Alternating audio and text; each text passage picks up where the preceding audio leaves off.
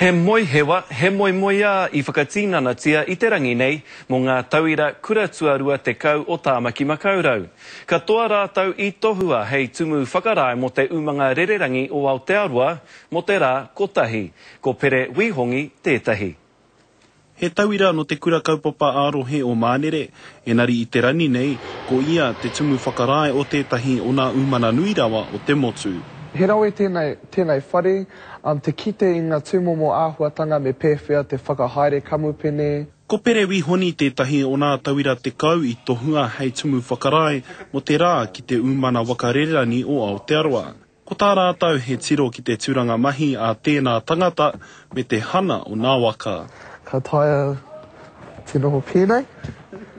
Kua tau hoki o na hia mena ko ia te tumu whakarae. Ka kore o te oku harenga me ngā harenga o oku whānau, oku hoa. Nā rererangi Aotearoa tētahi whakataetae I whakatū hei aruaru māna kura katoa o te motu.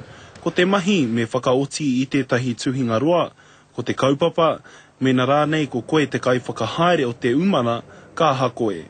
Ko tāku ka whakamauri I ngā tohu haumaru, me ki I te mea ki taku whakapai, mena ka haere koe ki haina, kei roto ngā tohu haumaru I roto I te reo haina. Let's go! First, let's stretch it out and lose that baggage. Stretch it up to the overhead locker. Koinei na whakaahua ka whakaatu rea ki runga I nā wakarererani, enari herereke anō o tāpere. Ka hanga I tētahi pāka whakaata, ki ana I te kapahaka, ka tae te mātaki I ngā kapahaka no ngā matatini o ngā taukua pahuri. Tōna wāpea ka kitea.